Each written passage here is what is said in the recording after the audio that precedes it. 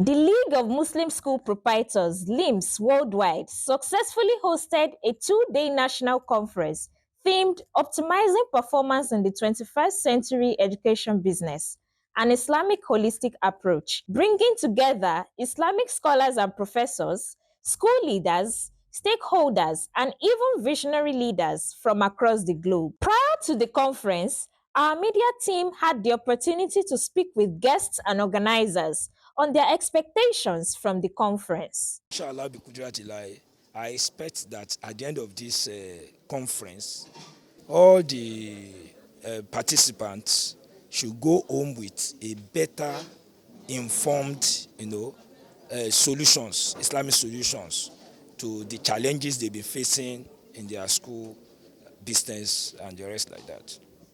Our expectation is that participants, after the 2-day event, should be able to optimize their school to a level of 21st century. And equally, we want them to imbibe the use of technology in our school, as this is what is going on in the modern education. Getting a lot to learn from the speakers of today, inshallah, to make my school a better and greater place in the nearest time. The conference, which started on Wednesday, 23rd of October 2024, commenced with Ustaz Suleiman Adeyanju Abiola coordinating as Master of Ceremony, who introduced the dignitaries present. We give thanks to Almighty Allah, the creator of heaven and earth, and all that is within. We thank him for bringing us here today. We plan, we think, but Allah is good.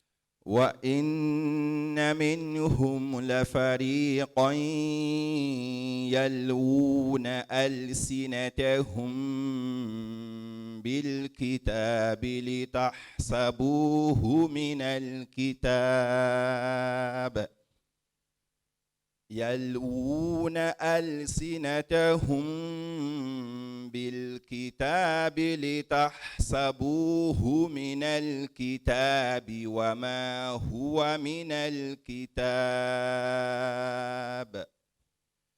ويقولون هو من عند الله وما هو من عند الله ويقولون على الله الكذب وهم يعلمون ما كان لبشر أن يؤتيه الله الكتاب والحكم والنبوة ثم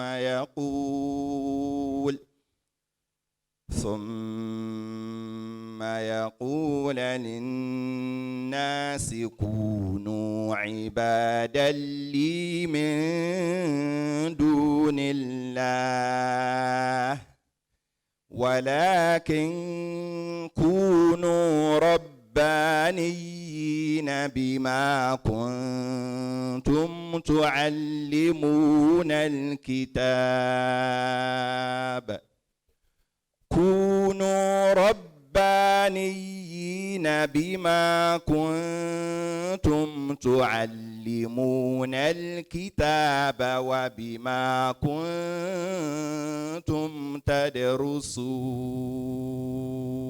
The national president of LIMS, Alhaji Abdulwahid Obalakun, thereafter took over to present the welcome address, where he emphasized the importance of exploring new paths to overcome the financial and societal hurdles of Islamic schools, while highlighting that Muslim educators bear a sacred responsibility of nurturing a person and upholding the values of Islam. We gathered not to just as educators and thought leaders, but as dedicated champions of a shared mission to transform the educational landscape in alignment with Islamic principles. Together, we aspire to cultivate institutions where students flourish both intellectually and morally, empowering them to navigate the complexity of today's world with confidence, integrity, and purpose. When we reflect on the challenges we face as Nigerians and as part of the global community, we recognize that hardships abound and solutions often feel elusive. These trials call for patience, resilience, and innovation. We must explore new paths, including leveraging Islamic financing models to overcome our financial and societal hurdles. It is also critical that we advocate for peace beyond our borders. Dr. Abdul Hakim Abdul Latif thereafter delivered an opening remark where he appreciated the organizers for the initiative behind the conference, while urging the proprietors present to attend the conference with a growth mindset and to optimize their time to learn more from the event. Let me appreciate the leadership of LIMS. You have never disappointed us. You have always maintained the excellence that we all yearn for, both in the academic line and spirituality. We pray Allah continue to be with you all. And to my brothers and sisters, you are very fortunate for being Muslims. That is the greatest thing that can happen to anyone. Here gathered are distinguished speakers who are men of timber and caliber and caterpillar. So when I say men, I also mean women. But you know, the disaster in all these conferences is when people come in with a fixed mindset. A fixed mindset is a toxic mindset. Whoever comes in, this is the way I do my thing, and you know, they don't learn. They don't learn. I urge you to come in with a growth mindset, and that is what exactly many of you have been doing. In his address, the keynote speaker, Dr. Adeni Zafaron, talked briefly about the theme, where he highlighted the fact that the school as the second agent of socialization after the parents is in danger because of substandard teachers and inadequate teaching resources. He added that the Islamic educational system needs to be modified to include holistic approach to have a better output and outcome in today's world. So looking at our schools, at our school investment, is it applicable to us? Because there's one thing you have to note as Muslims. The fact that some people do some things does not make it right. When we talk of optimizing performance, the fulcrum is in using systems, mobile phones or anything, is to modify it such that it will have a better speed and better usability. When it comes to education, it means putting all variables in place to have better output and outcome. Not just a matter of student enrolling in your school, mobilizing them to come. When they come, are you able to give them what will make them achieve the goal of Islamic education? What's that very goal? A model Muslim child. If your school does not achieve that, if you like, you spend billions on your school, you have failed. Islamic education.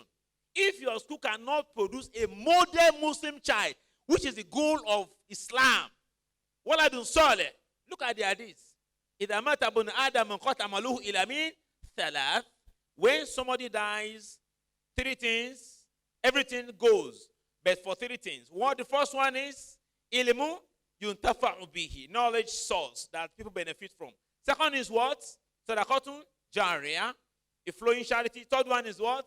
Waladun salihun yadu'u lahu. Professor Abdul Latif Adeyemo counseled proprietors on the need to renew their intention and that running an Islamic school shouldn't only be for profit, but to also teach Islamic values to the children. Now, I'm going to talk about the Islamic worldview Basically, there are 4 principles.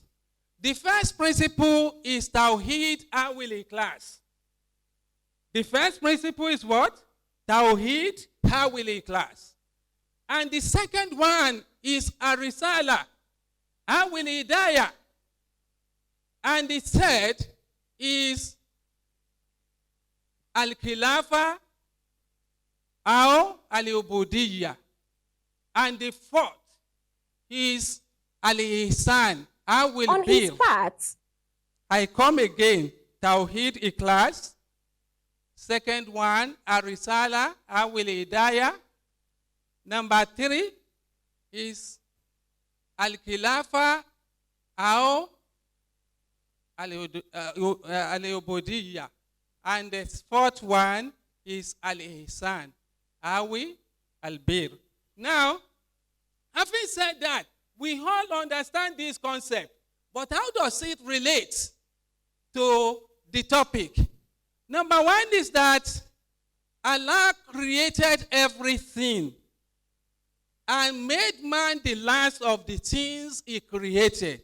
Yet, he made man the overseer of everything. He put everything in the care of man. He gave man power to maneuver, to manipulate, to exploit. If anything is happening in the sky now, beneath the sea, on top of the sea, it is human being you are going to find here. It is because Allah had made all of these things subservient to us. Should we not be grateful to Allah? Okay. Now, should we not be grateful to Allah? Importantly, therefore, that gratitude to Allah warrants that we should do the biddings of Allah that created us. Because whether we like it or not, inna lillahi wa inna ilayhi raji'un. We are returning back to him. And we are going to give account of whatever we have done on the surface of the heart. Allah has 99 names. When you understand these names better, you get a better grasp of what I'm saying. But Allah, who created all these things for us and made us the overseer, the controller, and everything over them, wanted us to benefit from them. That is where knowledge is required. To develop them for our use. And to avoid wastage. And to avoid destroying the structure we find on the surface of the heart. Today we have destroyed the welder, the atmospheric, whatever, environmental problem. It's one of the global problems now. Global warming, and so on and so forth. Because we are reckless in exploiting the nature.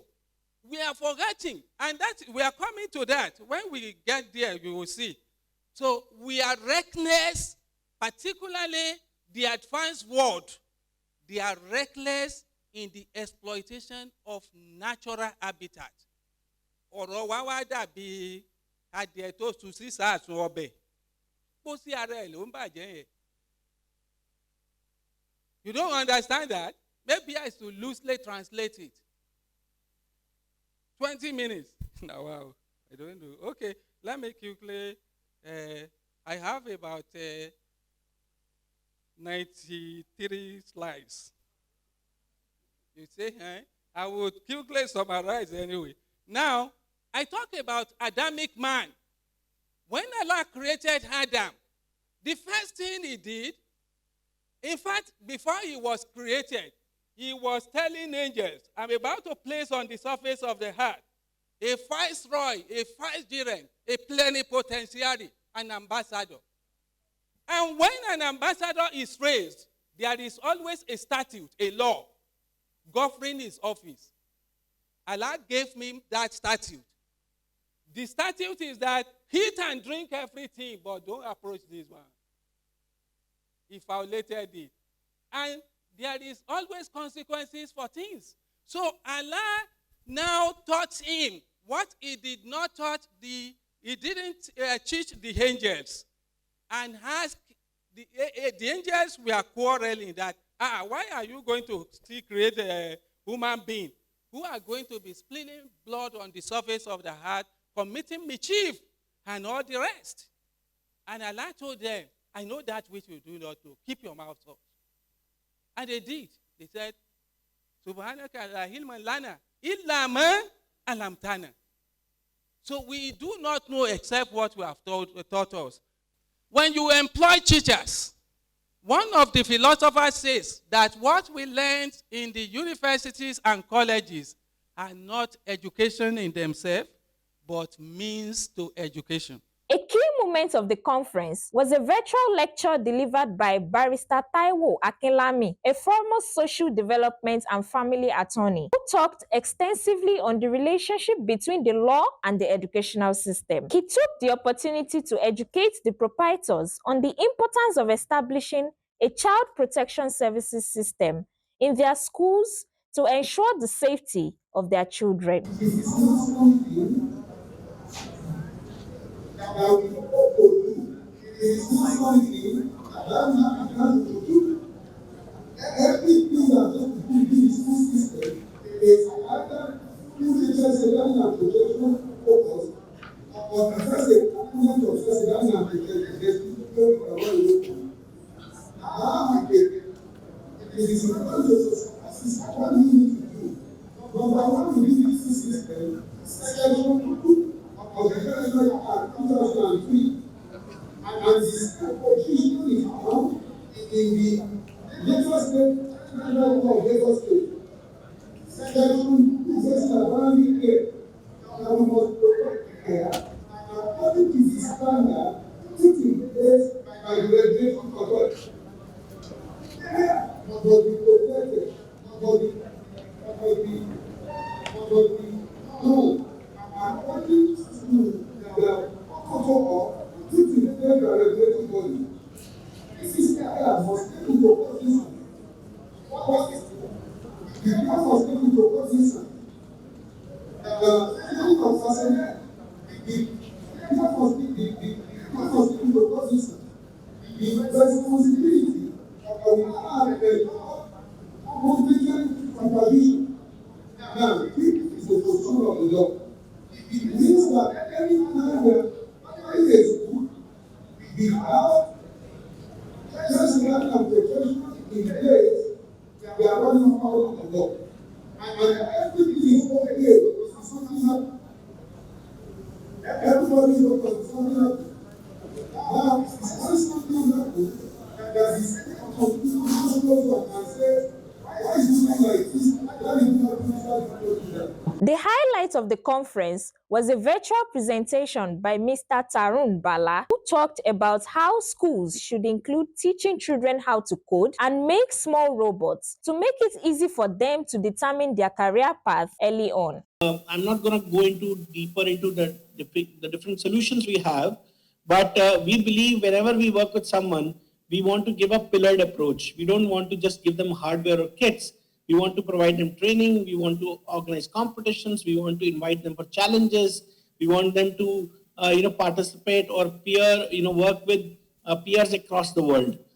So it's a layered approach. I will, as a matter of fact, show you how simple. By the way, we have products which cater to different age groups. This is for grade 1 and 2. This is for grade 3, 4, and 5. This is for 6, 7, 8. And then, we have something called Maker Board, which is for 9th and 10th.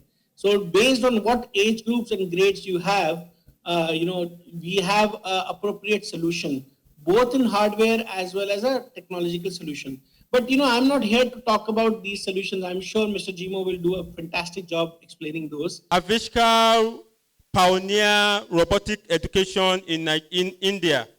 What do I mean by that? They pioneer a system whereby you can teach students from primary school from age of 6 years to 16, 18 years in secondary school how to make simple robots, how they can put together things that can make simple robots that can be like a prototype of a live robot.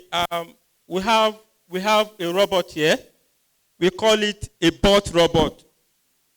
We call it short robot, which is smart, autonomous, lifting and turning robot.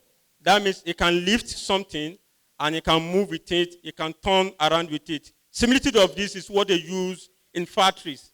Similitude of what they use in factory of this. The day concluded with an interactive networking session, allowing school owners to connect and exchange experiences. Eye-opening conference, but I've learned a lot, starting from the keynote speaker who addressed us, then to the lecture as well.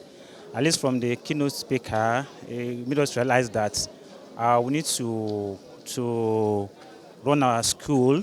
Apart from the fact that we're running it as a school, we should also run it as an institution where we impact lives, where we build lives, putting into consideration that we're going to give account on what we have done on the surface of the earth.